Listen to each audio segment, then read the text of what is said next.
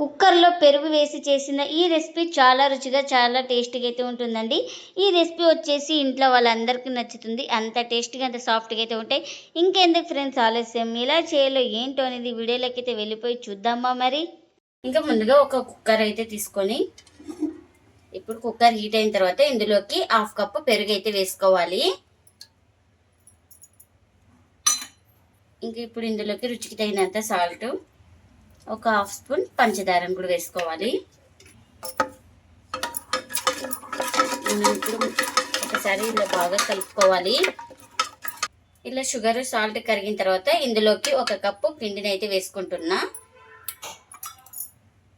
మనం ఇక్కడ పిండి గోధుమ పిండి కానీ మైదా కానీ ఏదైనా వాడుకోవచ్చు. ఇంకా ఈ పిండి వేసుకొని ఇలా ఒకసారి మొత్తం ఇలా బాగా కలుపుకోవాలి. ఇంకా ఇలా కలుపుతూ ఒక 2 నిమిషాల పాటు అయితే ఉడికించుకోవాలి. పిండి ఇలా కాస్త దగ్గర పడే వరకు అయితే. ఇంకా ఇప్పుడు స్టవ్ అయితే ఆఫ్ చేసుకొని చల్లారిన తర్వాత అయితే ప్లేట్లకి అయితే తీసుకోవాలి. ఇంకా చల్లారిన తర్వాత అయితే ప్లేట్లకి అయితే తీసుకున్నానండి. ఇప్పుడు కాస్త ఆయిల్ అయితే మనం ఇలా అప్లై చేసుకోవాలి. ఇలా ఆయిల్ వేసుకొని ఒకసారి మొత్తం పిండిని అయితే బాగా కలుపుకోవాలి. ఇలా మనకి ఇక్కడ బాగా ఇలా సాఫ్ట్గా తడుపుకోవాలి. ఇలా సాఫ్ట్గా తడుపుకున్న తర్వాత మనకు ఏ సైజ్ కావాలో ఆ సైజ్ పిండి ముద్దను అయితే ఇలా చేసుకోవాలి. నేను ఇక్కడ తీసుకున్న క్వాంటిటీకి అయితే ఇంకా 3 పిండి ముద్దలు అయితే అయినాయండి. ఇలా ఎక్కడ క్రాక్స్ లేకుండా రౌండ్గా ఇలా చుట్టుకోవాలి.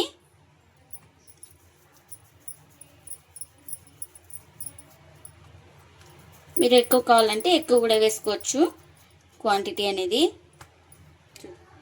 ఇంకా మనం ఏ దాని మీద చేస్తున్నామో ఇంకా ఆయిల్ అయితే అప్లై చేసుకోవాలి. ఇలా ఇంకా ఇప్పుడు పిండి ముద్దను తీసుకొని ఇంకా కర్ర కూడా కాస్త ఇలా ఆయిల్ అయితే అప్లై చేసుకొని వీలైనంత పల్చాగా రుద్దుకోవాలి.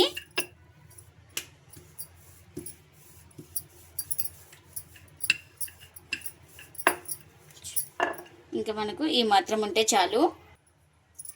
ఇంకా ఇలా రుద్దుకున్న తర్వాత నేను ఇక్కడ చూపిస్తున్నాను కదా వీడియోలో, ఈ విధంగా ఫోల్డింగ్ అయితే చేసుకోండి. ఇలా మళ్ళీ ఇక్కడ ఈ 2 సైడ్ ఇలా తీసుకొని మళ్ళీ ఇలా కొంచెం గ్యాప్ ఇచ్చి ఇలా మనకు ఇది క్రాక్ ఇచ్చినా పర్లేదండి. మళ్ళీ రుద్దుకుంటాం కాబట్టి ఇంకా సరిపోతుంది, మనకేం కాదు. మళ్ళీ ఇలా ఇలా మొత్తం దగ్గరికి ఇలా ఫోల్డింగ్ అయితే చేసుకోవాలి. ఇంకా ఇలా ఫోల్డింగ్ అయితే చేసుకొని ఇంకా మనకు పిండిని అయితే కాస్త ఇలా మనం ఇలా ఒత్తుకోవాలి. ఇలా ఒత్తుకున్న తర్వాత ఇక్కడ చూపిస్తున్నాను కదా ఇలా ఇంకా ఇలా రౌండ్గా చుట్టుకోవాలి. చూడండి, ఇలా చుట్టుకున్న తర్వాత ఇలా ప్రెస్ చేసుకోవాలి. ఇంకా ఇదైతే రెడీ అయిపోయింది కదా. ఇంకా ఒక ప్లేట్లోకి అయితే తీసుకుంటున్నా.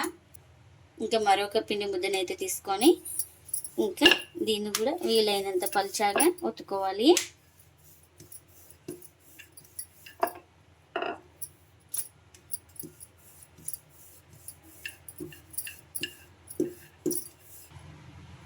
ఇంకా ఈ సైజ్ అయితే రుద్దుకున్నానండి. ఇప్పుడు ఇంకా దీన్ని కూడా సేమ్ ఇలానే ఇక్కడ వీడియోలో చూపిస్తున్నాం కదా, సేమ్ అలానే ఫోల్డింగ్ అయితే చేసుకోవాలి.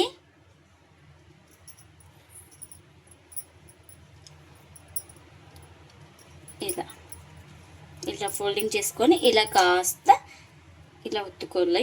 ఇలా ఒత్తుకున్న తర్వాత ఇలా ఫోల్డింగ్ అయితే చేసుకోవాలి. ఇలా చేస్తే మనకు పరోటాలు అనేది బాగా పొరలు పొరలుగా వస్తాయండి. ఇంకా ఇలా చేసుకున్న తర్వాత ఇలా ప్రెస్ చేసుకోవాలి. ఇంకా ఎన్ని అయితే అన్నీ ఇలానే చేసుకోవాలి. ఇంకా ఇలా చేసుకున్న దాన్ని ఒక పిండి ముద్దనైతే తీసుకొని ఇలా ఒత్తుకోవాలి. చూడండి, ఇక్కడ చూపిస్తున్నాను కదా, ఇలా అంత మందంగా లేకుండా అంత పల్చాగా లేకుండా మీడియంగా అయితే రుద్దుకోవాలి. ఇంకా మనకు ఈ విధంగా ఉంటే చాలు.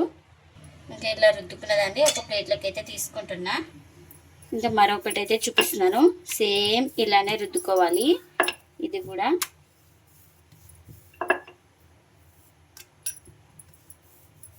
చూడండి, ఈ విధంగా ఉంటే చాలు. అన్నీ ఇలానే రుద్దుకోవాలి. పరోటా కాల్చుకోవడానికి పెన్నం కూడా పెట్టుకున్నానండి. పెన్నం కూడా హీట్ అయింది. ఇలా పరోటా అయితే వేసుకోవాలి. ఒక సైడ్ కాలిన తర్వాత మరొక సైడ్కి అయితే టర్న్ చేసుకోవాలి. ఇంకా ఇలా ఒక సైడ్ కాలిన తర్వాత ఇలా మరో వైపుకి అయితే టర్న్ చేసుకొని మనం ఆయిల్ అయితే అప్లై చేసుకోవాలి. ఇష్టం ఉన్న వాళ్ళు బటర్ గాని గీ గాని ఏదైనా అప్లై చేసుకోవచ్చు. మనకు ఆయిలే వద్దనుకుంటే ఆయిల్ లేకుండా కూడా ఉత్తిగా కాల్చుకొని తిన్నా చాలా టేస్టీగా అయితే ఉంటాయండి. ఇలా బాగా అటు ఇటు తిప్పుకుంటూ ఇలా ప్రెస్ చేసుకుంటూ కాల్చుకోవాలి. అప్పుడే మనకు లోపల దాకా బాగా కాలుతుంది. ఇంకా ఇలా పెరుగులో ఉడికించుకొని చేసుకుంటే చాలా సాఫ్ట్‌గా ఉంటాయండి పరోటాలైతే. ఇంకా ఈ పరోటా అయితే 2 వైపులా బాగా కాల్చుకున్నాను. ఇదైతే రెడీ అయిపోయింది కదా! ఇలా రెడీ అయిపోయిన దాన్ని ఒక ప్లేట్‌లోకైతే తీసుకుంటున్నా. ఇంకా మరొకటైతే ఇలా వేసుకొని ఇది గూడా ఒక సైడ్ కాలిన తర్వాత మరో వైపుకైతే టర్న్ చేసుకోవాలి. ఇంకా ఇలా ఒక సైడ్ కాలిన తర్వాత మరో వైపుకైతే ఇలా టర్న్ చేసుకొని ఆయిల్ అయితే అప్లై చేసుకోవాలి. ఈ సైడ్ గూడా అప్లై చేసుకోవాలి ఆయిల్.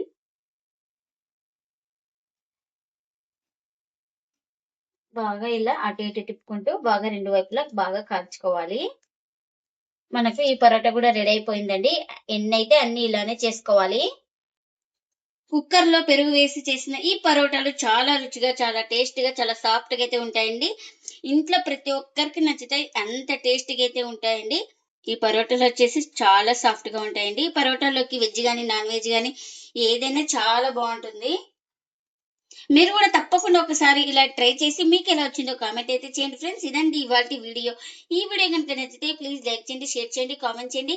అలాగే లైక్ చేసి సపోర్ట్ చేయండి friends. Thanks for watching. By by.